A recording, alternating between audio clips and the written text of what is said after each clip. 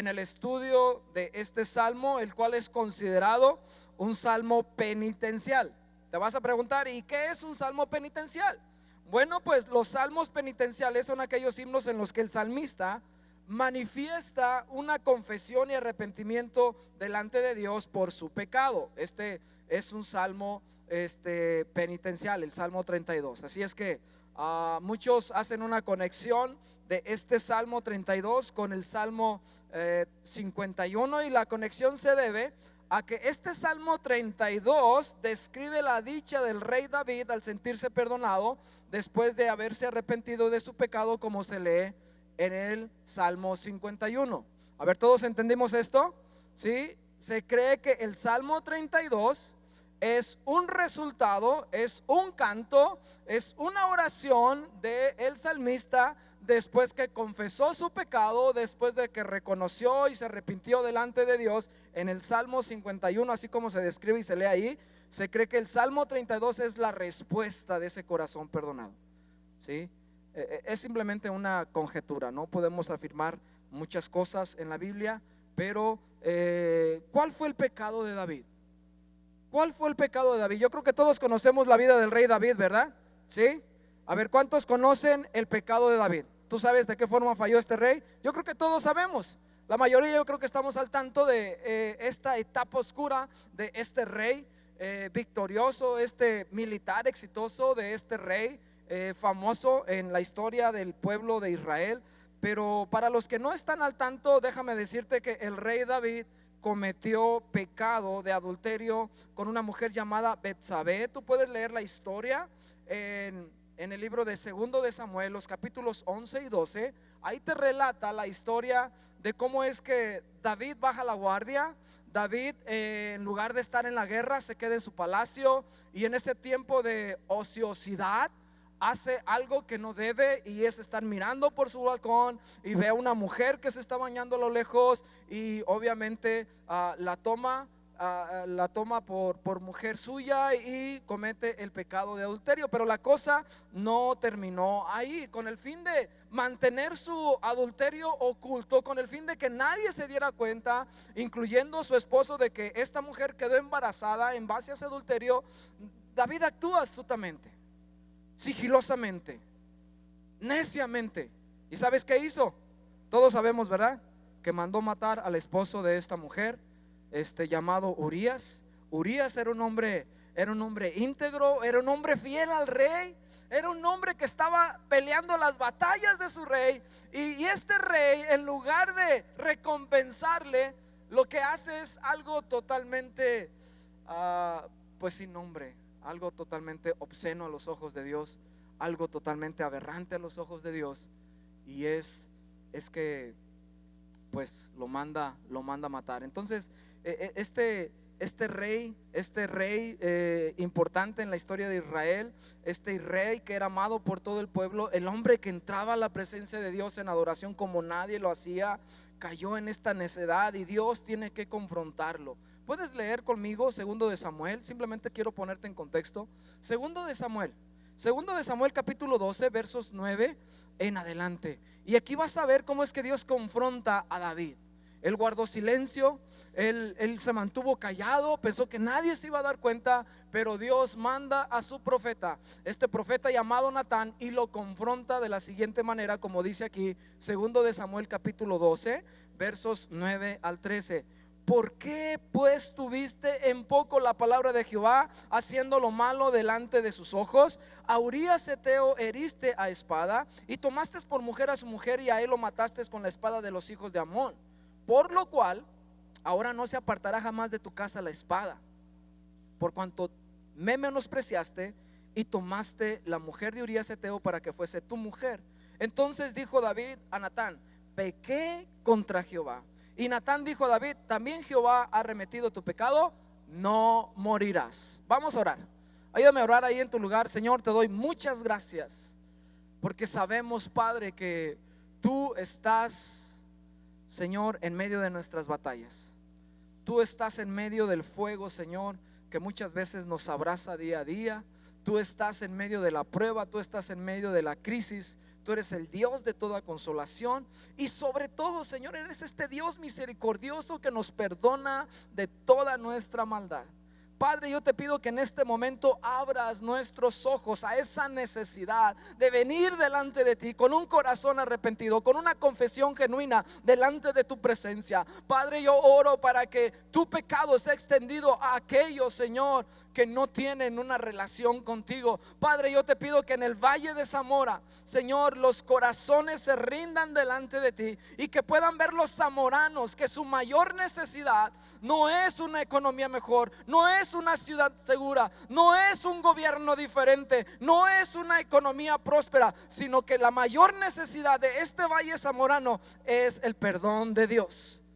Padre, yo te pido que provoques, que abras los ojos, que provoques esa hambre de sed y sed de tu justicia, hambre por la verdad, hambre, Señor, por conocerte a ti y recibir tu perdón, en el nombre de Cristo Jesús. Amén, amén. Entonces, el Salmo 32 es lo que viene después de todo este proceso, después del pecado, después de la confrontación, después de la confesión y arrepentimiento del rey David, así como se lee en el Salmo 51. Y aquí dice el Salmo 32, no sé si en tu Biblia, estoy seguro que dice lo mismo que esta. El título dice Salmo de David y luego tiene una palabra. ¿Cuál es la palabra que está ahí? Una palabra muy extraña para todos. ¿Cuál es la palabra? ¿Cómo dice ahí? ¿Qué dice ahí? Masquil. Di conmigo masquil. ¿Qué significa esa palabra rara? Bueno, los estudiosos dicen que esta palabra significa instrucción o salmo para meditación. ¿Qué significa esto en cuanto al Salmo 32? Que este Salmo 32 David lo está escribiendo y pone en el título la palabra masquil, que representa que todo el pueblo de Israel debería de aprender esto, debería de meditar en esto. Es una enseñanza para todo el pueblo de lo que debemos de hacer, meditar y ser instruidos en cuanto al perdón de Dios. Este salmo nos instruye en que la persona que recibe el perdón completo de cualquier pecado debería ser la persona más dichosa de todo el mundo. ¿Sí?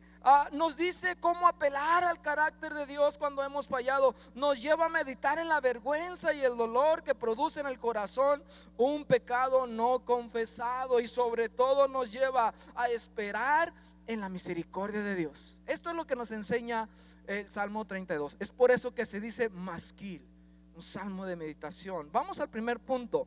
Vamos al primer punto y vamos a leer los primeros dos versos de este Salmo 32.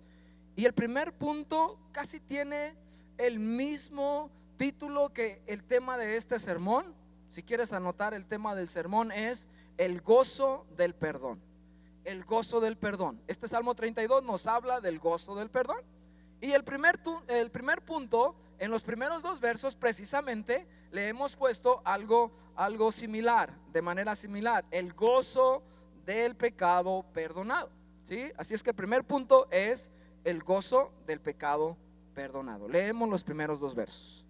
Bienaventurado aquel cuya transgresión ha sido perdonada y cubierto su pecado. Bienaventurado el hombre a quien Jehová no culpa de iniquidad y en cuyo espíritu no hay engaño.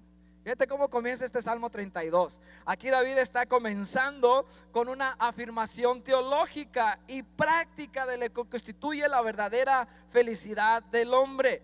Aquí el salmista habla de la gran bendición que hay para todo hombre y para toda mujer, que satisface la mayor necesidad de su corazón. ¿Y sabes cuál es la mayor necesidad del corazón del hombre? Di conmigo, el perdón de Dios. Di conmigo, el perdón de Dios. Esa es la mayor necesidad de todo zamorano, de todo michoacano, de todo mexicano y de todo hombre sobre toda la faz de la tierra. Muchas veces pensamos que la salud es lo más importante, pensamos que una vida cómoda es lo más importante, pensamos que una ciudad segura es lo más importante, o tener todo lo necesario, hablando materialmente, pensamos que es lo más importante, pero no. Fíjate que la mayor necesidad del hombre no radica en cosas materiales, sino es algo espiritual. ¿Sabías eso? ¿Te habías puesto a pensar en eso? Y esto nos lleva quizás a entender cómo es que el pecado nos distorsiona o rompe lo que realmente es más importante en nuestras vidas. Mayormente nosotros atendemos el cuerpo, atendemos nuestra imagen, atendemos nuestra casa, atendemos nuestros hijos con una educación académica, pero no, muy pocas veces invertimos en lo más importante, que es la salud espiritual. A ver, ¿cuántos están conmigo? ¿Qué es lo más importante? Tu salud espiritual. Tu salud física importa, pero ¿sabías tú que si tu salud espiritual no está bien, aún tu cuerpo puede ser afectado? Es lo que nos enseña el Salmo 32, y vamos a ver por qué. Porque el salmista describe esa angustia en el cuerpo, físicamente, cómo se sentía él, ¿sí? Pero primero nos habla acerca de esto tan grande que él había experimentado. Describe él el gozo de que su transgresión ha sido perdonada y su pecado ha sido cubierto. Y él habla de su propia experiencia. David nos está hablando de lo que él experimentó. No es algo que le dijeron, no es algo que le contaron, es algo que él vivió en carne propia. Él estuvo en ese tiempo de ocultar su pecado. Él estuvo caminando neciamente, estuvo caminando en ese corazón obstinado, duro delante de Dios. Pero hubo un punto de su vida donde él dijo: ¿qué estoy haciendo? Cuando fue confrontado, se le fueron abiertos los ojos y fue a la presencia de Dios e hizo lo que debió haber hecho mucho tiempo atrás, y es derramar su corazón delante de Dios, así como se lee en el Salmo 51. Este Salmo 32 no describe a una persona perfecta, sino a uno que reconoce su condición pecadora delante de Dios y recibe entonces el perdón necesario. Bienaventurado aquel cuya transgresión ha sido perdonada. David usa esta frase de bienaventurado, y sabemos lo que significa esta frase. ¿Qué significa bienaventurado? Di conmigo: dichoso y feliz. Di conmigo: dichoso y feliz. ¿Sí? La palabra bienaventurado significa dichoso y feliz, y es la segunda vez que aparece esta expresión en el libro de los Salmos. El libro de los Salmos precisamente abre con esta frase. ¿Sí te recuerdas? El primer salmo que dice, ¿qué dice el primer salmo? Bienaventurado el varón que no anduvo en consejo de malos, ¿verdad que sí? ¿Cuál es la primer frase con la que abre este libro o este himnario de cantos? Este himnario de cantos, de canciones para el pueblo de Israel. Bienaventurado. Y habla obviamente acerca de Jesucristo. Habla acerca del varón perfecto que no anduvo en silla de escarnecedores ni en camino de los malos, y que meditaba en la ley de Dios. Habla acerca de Jesús. Y la segunda vez que se usa esta frase se refiere a la bienaventuranza, segunda bienaventuranza mayor que puede existir. Es bueno estar sin pecado, pero también la segunda bienaventuranza que vemos en el libro de los Salmos, y que es igual de importante, es aquel cuya transgresión ha sido perdonada. ¿Se entiende esto? ¿Sí? Qué bueno que no hay pecado, y sabemos que en nosotros ninguno puede decir eso. Se puede decir solamente acerca de Cristo, y por eso fue bienaventurado. Pero la segunda bienaventuranza está centrada en tu persona y en mi persona. ¿Por qué? Porque nuestros pecados pueden ser perdonados si no tienes una relación con Cristo. Gracias a Cristo, y fueron perdonados si tienes una relación con Cristo. ¿Sí? Esa es la realidad. Así es que David sabía lo que era ser un pecador culpable del juicio de Dios. Sabía la gravedad del pecado y lo bueno que es ser verdaderamente perdonado. Se sentía libre. David estaba gozoso porque se había removido todo ese peso, toda esa culpabilidad, toda esa vergüenza que él sentía. Ya no tenía que cargar más con eso. De hecho, la palabra perdón, si lo quieres anotar, ¿sabes qué significa esta palabra? Significa levantar una carga que oprime o aplasta.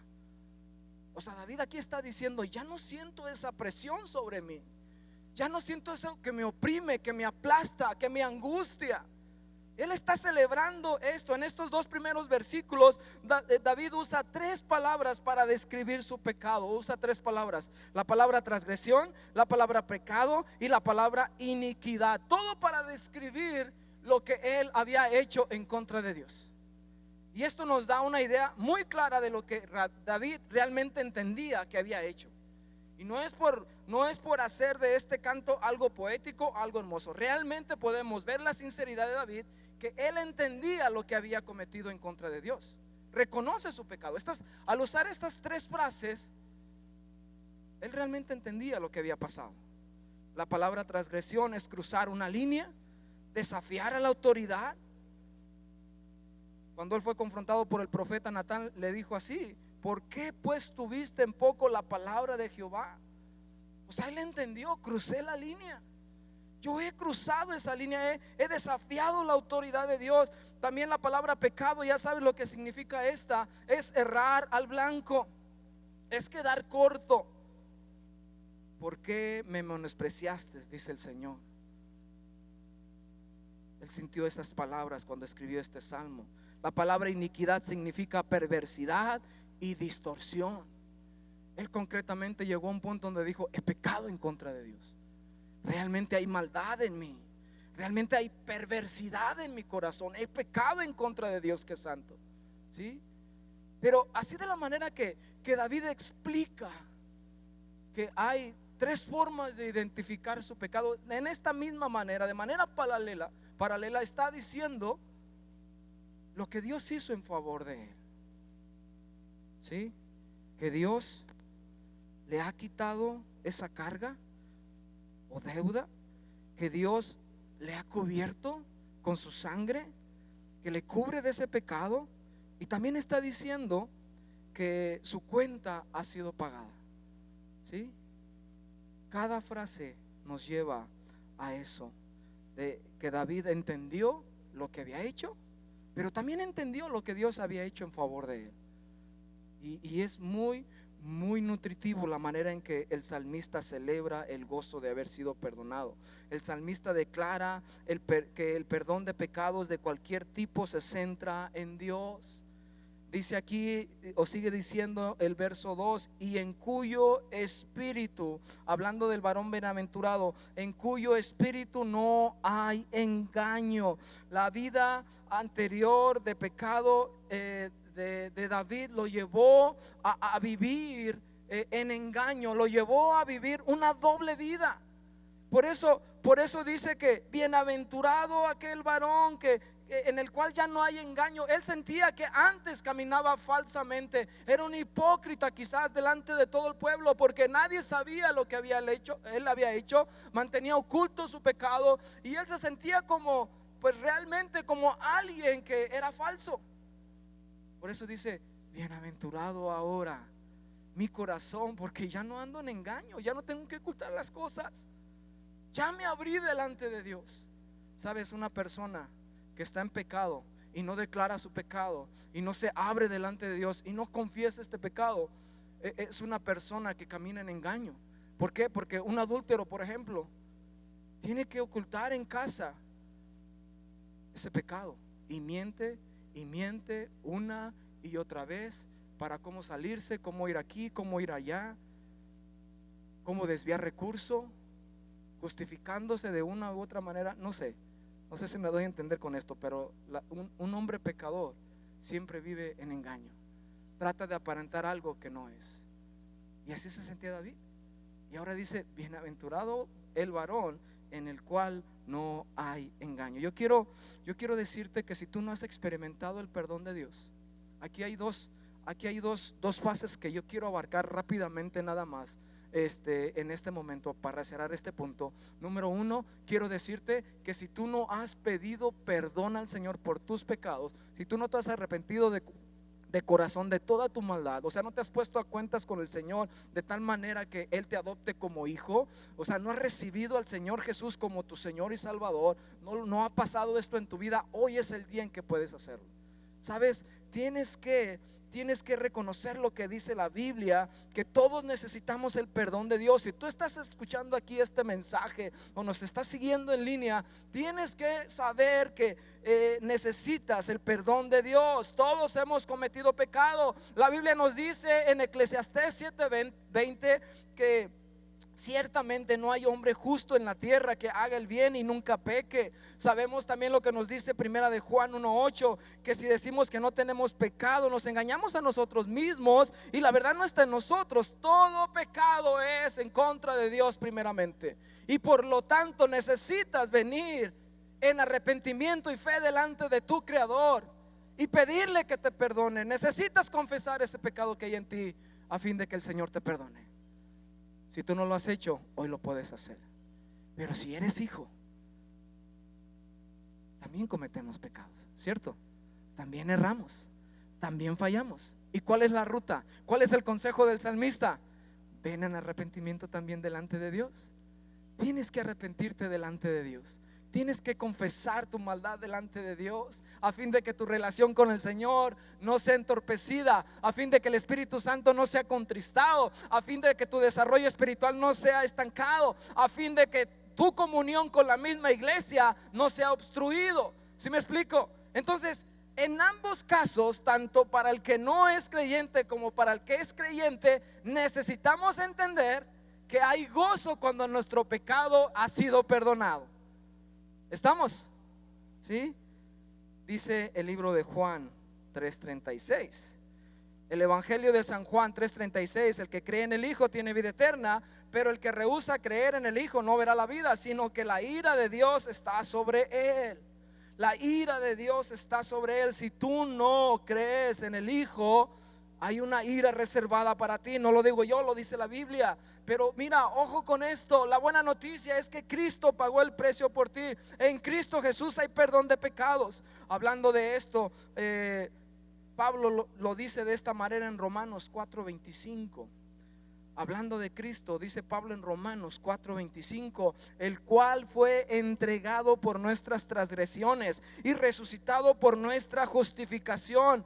Realmente en Cristo Dios ha hecho una obra maravillosa por nosotros, iglesia. No desaproveches, no hagas caso omiso a esta preciosa verdad de la centralidad del Evangelio. En Cristo Jesús hay perdón de pecados.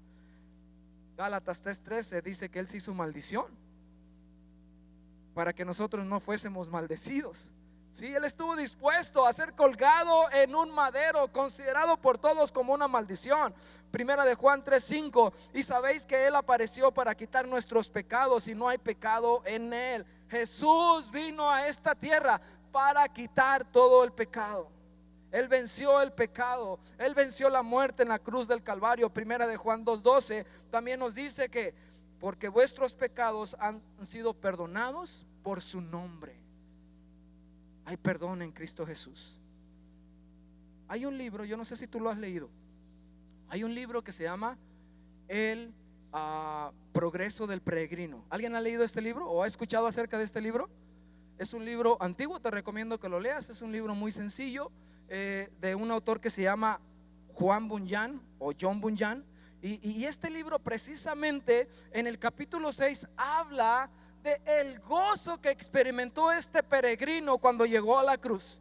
Este libro nos explica, o lo dice de una manera muy peculiar, lo que sintió este creyente cuando en su peregrinaje llegó ante la cruz del Calvario.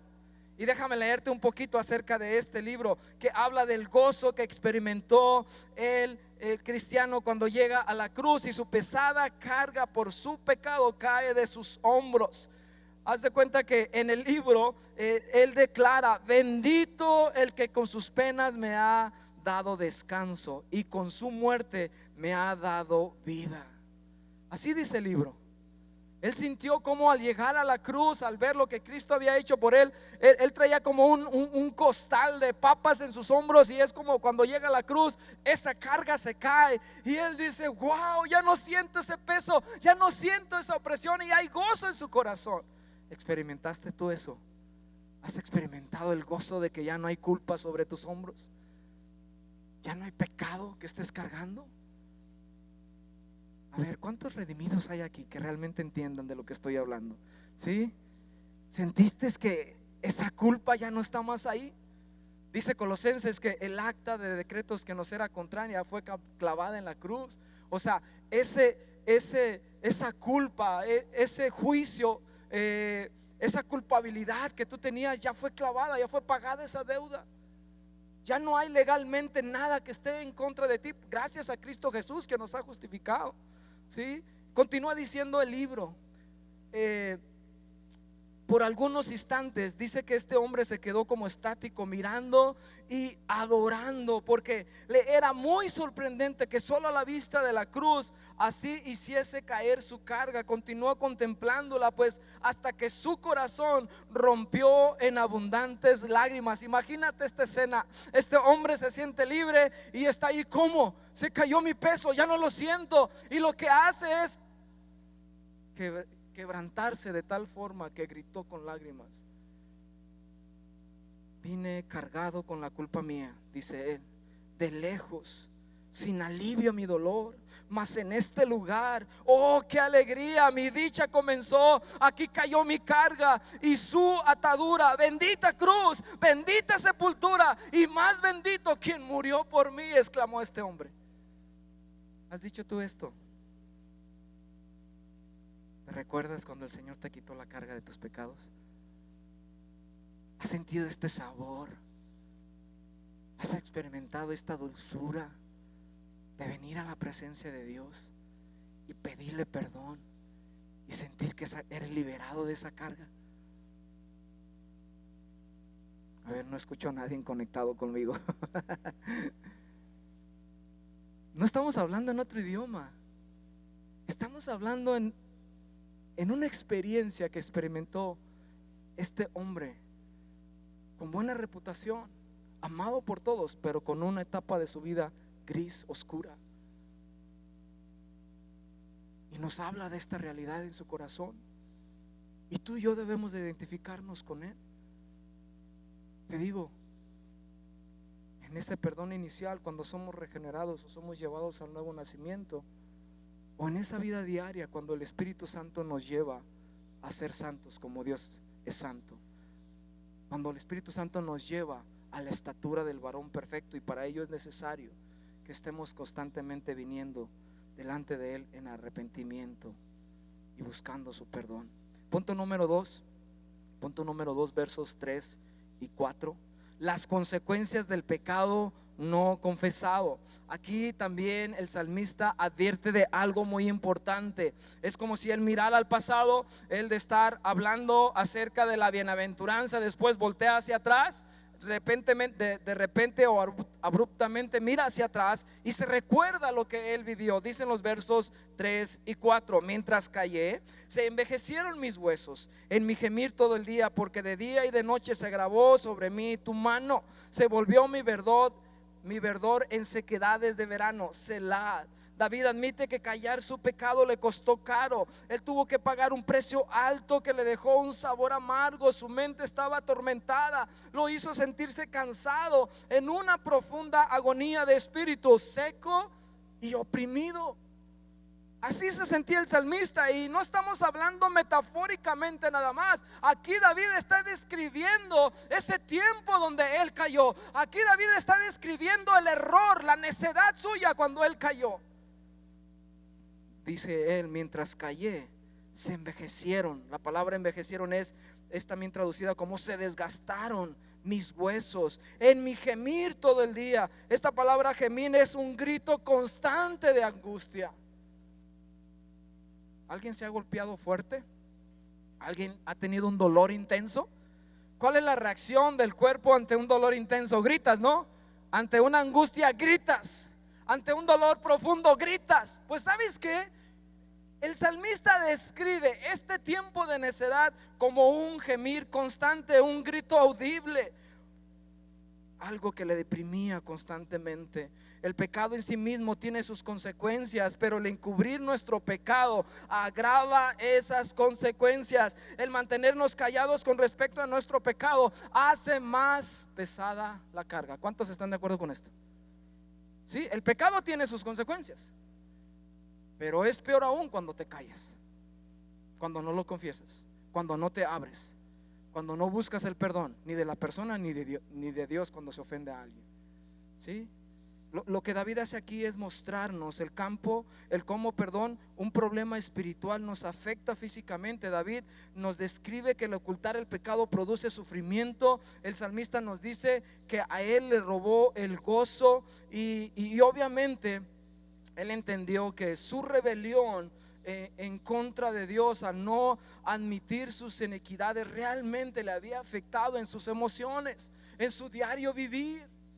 O sea, el salmista está diciendo: esto me transformó, me hizo una persona que no era. Nunca había experimentado esto. ¿Por qué? Porque callé. Tienes que saber esto, mi hermano. Si no desarrollas un hábito de confesión constante, de arrepentimiento respecto a tu pecado delante de la presencia de Dios, andarás de igual manera que David. Andarás quizás deprimido, sin fuerzas, hasta sin comer bien. El pecado cometido en contra de Dios lleva a tristeza y la pérdida de nuestro vigor, de nuestro gozo en nuestra vida diaria. Yo no sé si tú lo has visto de esta manera, pero hablando de la salud espiritual, la salud espiritual está conectada con la salud física, porque somos cuerpo, alma y espíritu. Y muchas veces cuando andamos en pecado no confesado, peor, hay veces que vamos a andar angustiados, vamos a andar deprimidos, estresados, agobiados, con falta de paciencia. Todo nos va a molestar. Te vas a sentir temeroso, te vas a sentir inseguro. Es lo que nos está diciendo el salmista. A ver, ¿cuántos están aquí? ¿Sí? La salud espiritual está conectada a la salud física. Dice David: ¿se envejecieron mis huesos? Imagínate, un guerrero, un hombre fuerte, un hombre diestro para la batalla, ahora caminando como un anciano, ahora caminando callado, ahora caminando triste, deprimido, sin ganas de vivir el otro día. Eso es lo que produce. Hay poder en la confesión. Hay dicha cuando humildemente reconocemos nuestras fallas. Se nos quita todo tipo de máscara. Hasta podemos dormir mejor, más tranquilos. Hay descanso. Cuando confesamos nuestro pecado, resurge nuestro gozo y pasión para servir al Señor. Confesar nuestros pecados es caminar en luz, la verdad y la justicia de Dios. Cuando pecamos y ocultamos nuestro pecado, se crea una barrera entre nosotros y el Señor. Se interrumpe nuestra comunión con Él y se interrumpe nuestro crecimiento espiritual. David parecía sufrir más por la falta de su verdadera comunión con el Señor que por su propio pecado. Es decir, hay algo que nos muestra bueno el salmista aquí. Cuando él expresa un salmo como este, él sufría porque su comunión con el Señor ya no era la misma. ¿Sufres tú? ¿Sufres tú? ¿Te duele cuando cometes un error? Cuando pecas en contra de tu esposa, cuando pecas en contra de tu hermano, de tu prójimo, ¿te duele? No por lo que estás viviendo en consecuencia de esto con tu prójimo, sino primeramente porque tu comunión con Dios ya no es la misma.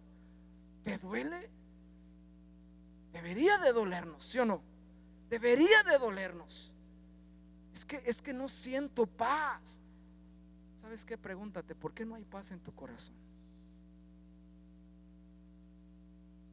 No estás buscando al Señor en arrepentimiento y fe quizás, y tienes que ir con Él. Tienes que ir con Él. El salmista decía: me duele que ya no esté en comunión con mi Dios. Dice Proverbios 28:13: el que encubre sus pecados no prospera, mas el que los confiesa y se aparta alcanzará misericordia.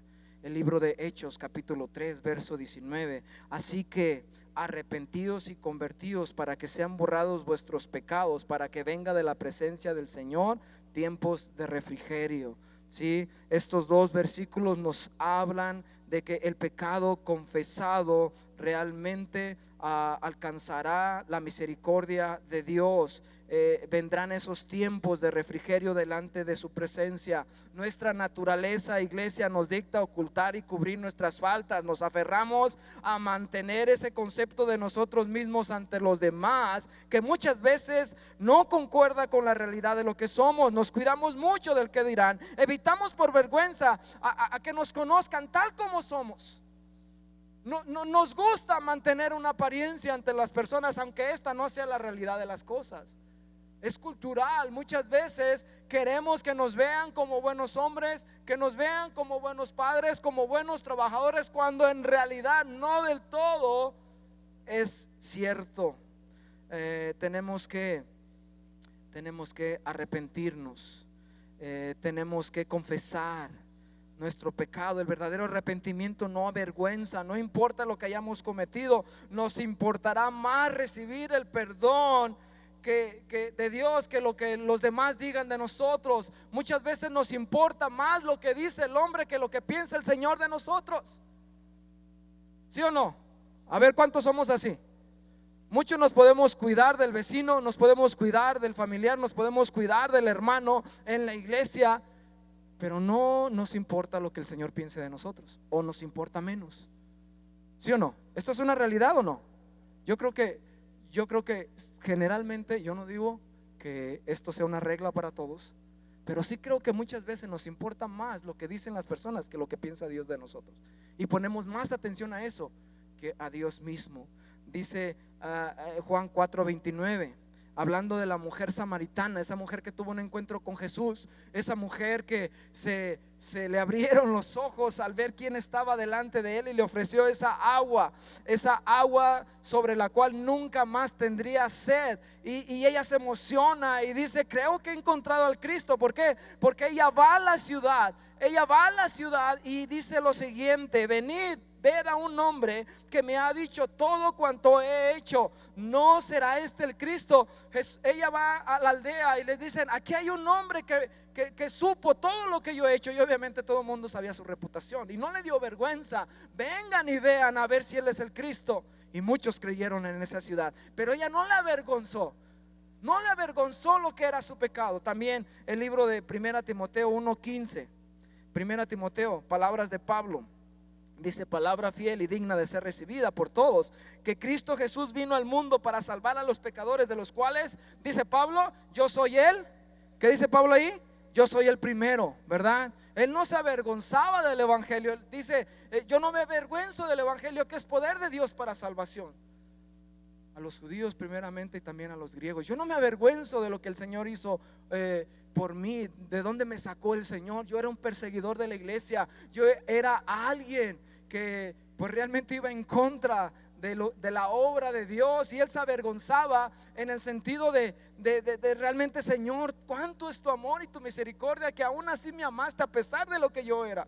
Dice: de los pecadores yo era el primero. Pero él no se avergonzó, confesó su pecado, confesaba su pecado constantemente. Pablo. Punto número 3, los beneficios de la confesión. Ya vimos los efectos contrarios, ahora vamos a ver los beneficios de la confesión. Mi pecado te declaré, verso 5, y no encubrí mi iniquidad. Dije: confesaré mis transgresiones a Jehová, y tú perdonaste la maldad de mi pecado. Selah. Por esto orará a ti todo santo en el tiempo en que puedas ser hallado. Ciertamente en la inundación de muchas aguas no llegarán estas a él. Tú eres mi refugio, me guardarás de la angustia, con cánticos de liberación me rodearás. Entre más pronto confesemos nuestro pecado, mejor. La base para el perdón de los pecados es el arrepentimiento y la confesión. Cuando confesamos nuestras ofensas, sucede algo: son lavadas y nuestra comunión con el Señor es restaurada. ¿Sabes? El propósito de la confesión no es sanar nuestras conciencias. Cuando tú tienes que confesar algo, no es para que tú te sientas mejor, es para que te puedas reconciliar con el Señor y con tu prójimo. ¿Sabes? La palabra confesión en el Nuevo Testamento significa literalmente decir la misma cosa. O sea, cuando tú confiesas tu pecado, Es como si tú estuvieras diciendo: lo que dicen de mí o lo que piensa Dios de mí, eso es. Es como si tú humildemente reconocieras: Señor, te vengo a confesar porque reconozco que yo soy un chismoso si es que hablan de ti como un murmurador, ¿cierto? Eso es confesar, decir la misma cosa que el Señor dice de ti. Es como decir: si es cierto, Señor, tú eres veraz. Muchas veces nos ofendemos cuando nos dicen la verdad, pero confesar humildemente es reconocer: es verdad, yo reconozco que tienen razón. Eso es confesión. En Primera de Samuel vemos a la confesión de David, que es muy concisa y acertada. Él dice: pequé contra Jehová. Salmo 51:4 nos dice: contra ti solo he pecado y he hecho lo malo delante de tus ojos, para que seas reconocido justo en tu palabra. Escucha esto: para que seas reconocido justo en tu palabra. Es decir, tú eres veraz. Lo que tú estás diciendo, eso es verdad. Si Dios te confronta con algo, ¿quién es el mentiroso, tú o el Señor? Cuando tú no lo reconoces, porque nos cuesta reconocerlo, ¿quién estará mal? ¿Quién estará errado? ¿Nosotros o el Señor? Di conmigo: nosotros. ¿Sí? Si el Señor te está haciendo sentir que tienes que trabajar en una área de tu carácter, y manda a un hermanito, manda a un familiar, manda a una persona, aunque sea incrédula, y te dice lo mismo, aguas con tu boca, aguas con tu actitud, ¿quién estará mal? ¿Las personas o tú? Nosotros, ¿verdad? Pero muchas veces nosotros nos hacemos a un lado y nos molestamos y nos enojamos y pensamos que todos están mal, menos nosotros. Pero aquí dice el salmista en el Salmo 51:4, dice: y he hecho lo malo delante de tus ojos, para que seas reconocido justo en tu palabra. Es decir, Señor, tú eres veraz y tenido por puro en tu juicio.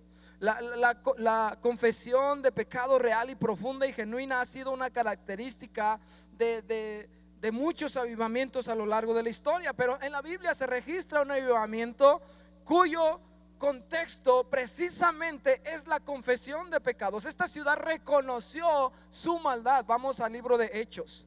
El libro de Hechos, capítulo 19, versos 17 al 20.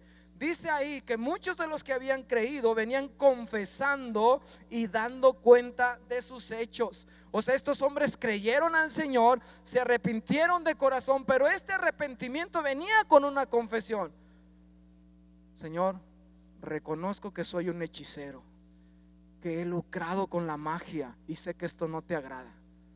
Señor, reconozco que he sido un soberbio, reconozco que he sido una persona adúltera, reconozco que he sido un ladrón, reconozco. Y todos confesaban su pecado.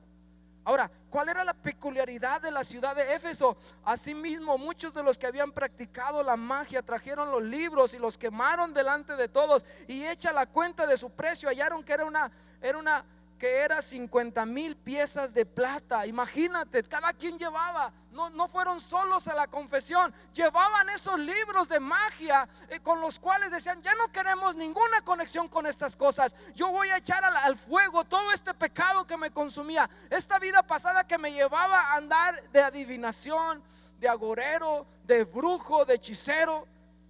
Imagínate, y dice aquí que eran libros muy caros. Hay veces que nosotros no nos queremos deshacer de cosas de menos valor. Ay, pero es que vale mucho.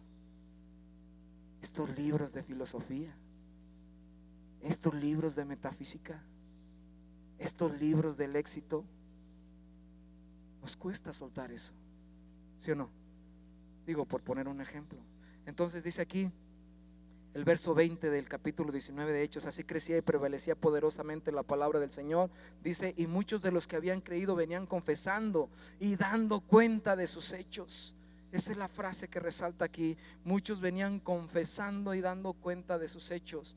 Dice aquí que el beneficio cuando nosotros confesamos nuestro pecado, dice aquí: y tú perdonaste la maldad de mi pecado. ¿Sabes? El experimentar el perdón de Dios es como cuando tú tomas un vaso de agua fresca cuando estás súper sediento, cuando has tenido una larga caminata, cuando has recorrido un largo trecho, cuando has trabajado mucho. El instinto natural es de llegar y tomar un vaso refrescante de agua, una bebida que te refresque tu cuerpo. ¿Sabes? Esa es la sensación, la satisfacción que viene cuando tú y yo recibimos el perdón de Dios. Ya se quita esa culpabilidad tormentosa. La enseñanza valiosa que tenemos que aprender es que si estamos ocultando algún pecado, si continúas manteniendo áreas secretas de maldad, no esperes vivir libre de culpabilidad y con una conciencia tranquila. Yo te quiero hacer énfasis en esto.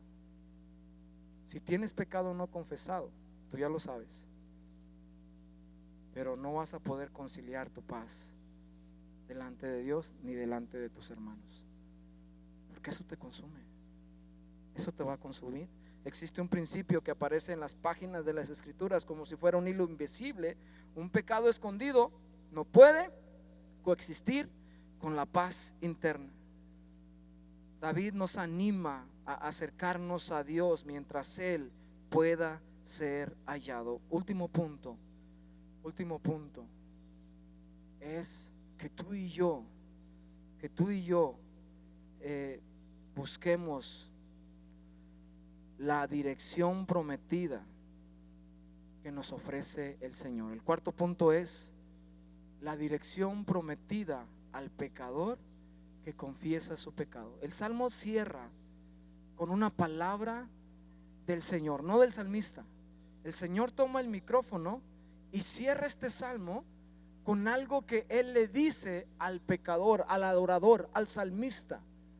Y tiene que ver con: yo te voy a dar esa dirección, yo prometo estar contigo. Si tú confiesas tu pecado, aparte de los beneficios que hay, yo prometo estar contigo.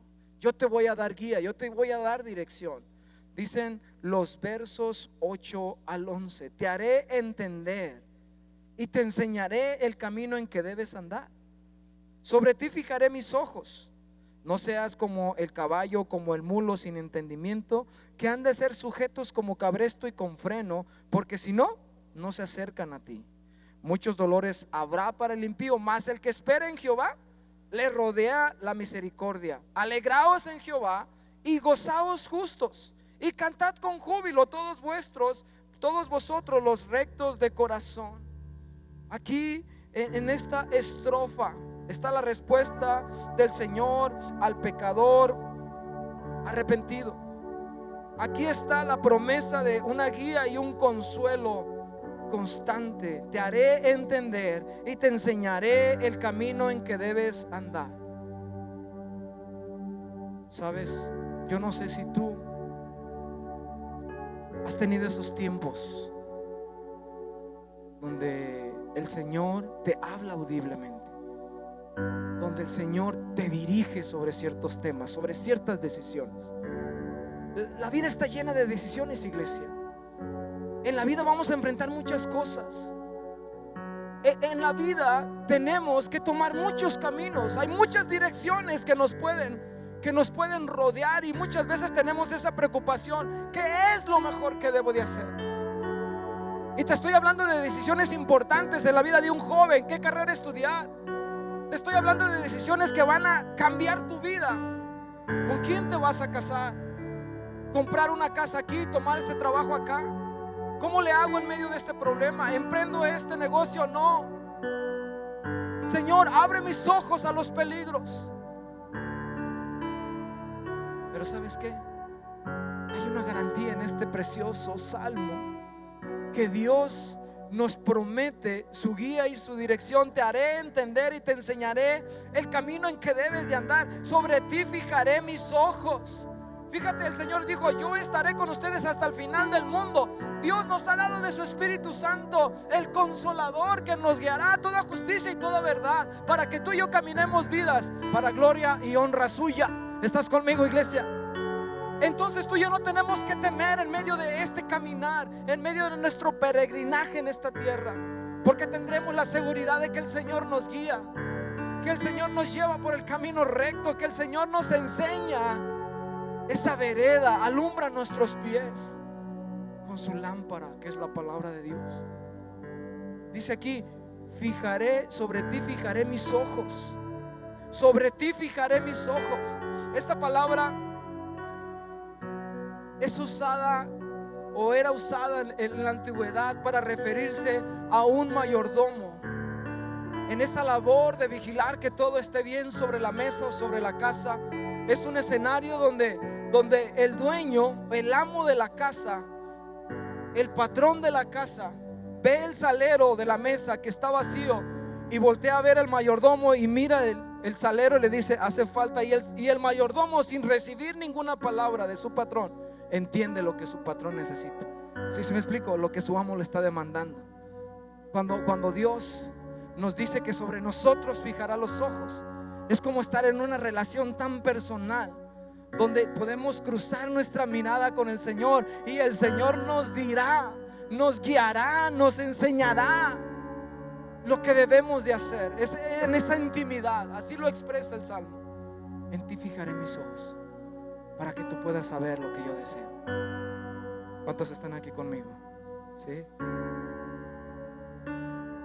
Pero aun cuando somos necios, aun cuando somos como ese caballo, como ese mulo sin entendimiento, aún ahí el Señor nos ayuda. Aún en su amor y misericordia nos pone un bozal, o nos pone un cabresto, dice aquí, con un freno, por amor a su nombre. Aún ahí la misericordia de Dios llega a nuestras vidas, porque como hijos, yo sé que muchas veces nosotros ocupamos un freno. ¿Cuántos creen que son necios aquí? ¿Sí? Hasta que viene las aguas hasta acá arriba, hasta que la cosa se pone color de hormiga, hasta que nos damos de topes en la pared, entendemos lo que el Señor nos está diciendo, ¿verdad? No vayas por ahí, no vayas por ahí, no vayas por ahí. Entonces, aquí dice que aún que seamos como el mulo, o como este caballo que ocupa un bozal, aún ahí el Señor promete darnos dirección. Aún ahí el Señor nos dirige. Y esto se traduce precisamente en esa necedad de nuestro corazón. David actuó neciamente, ocultó su pecado. Yo creo que tú y yo muchas veces somos así también. Y el Señor tiene necesidad de ponernos un freno. Muchas veces nos lleva entre la espada y la pared, no para que tú digas: ay, pues el Señor me quiere sufriendo. No, es por amor de su nombre, por misericordia suya, para que puedas voltearlo a verlo a Él, para que puedas verlo a Él, su gracia y su misericordia. ¿Estás conmigo? Es para que tú lo voltees a ver a Él y te des cuenta que no vas por el lugar correcto. Pero Él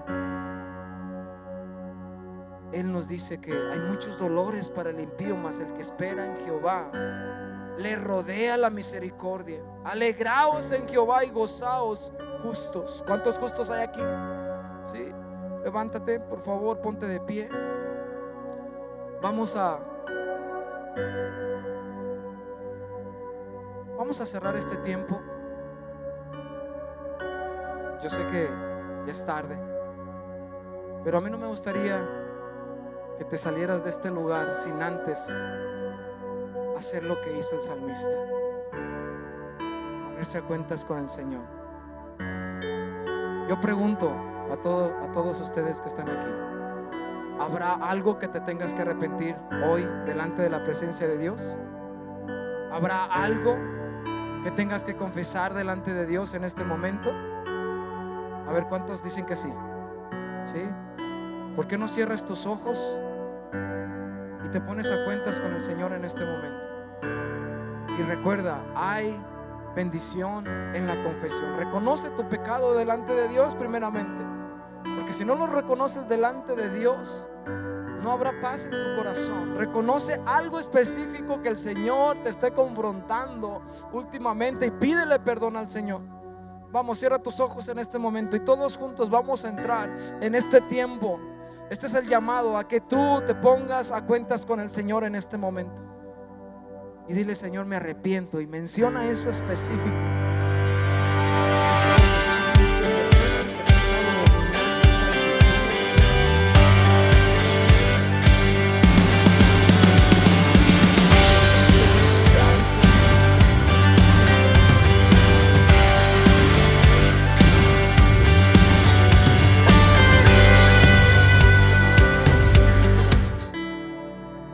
Señor, hazme ver aún esos pecados que me son ocultos. Examina mi corazón.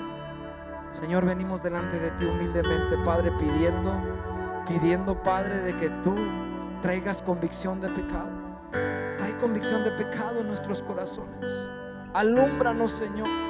Alúmbranos, Señor, en esas fallas, en esas iniquidades, en esas transgresiones que cometemos, Señor, constantemente. Hay veces que consciente o hay veces que inconscientemente delante de ti, Señor. Padre, perdónanos.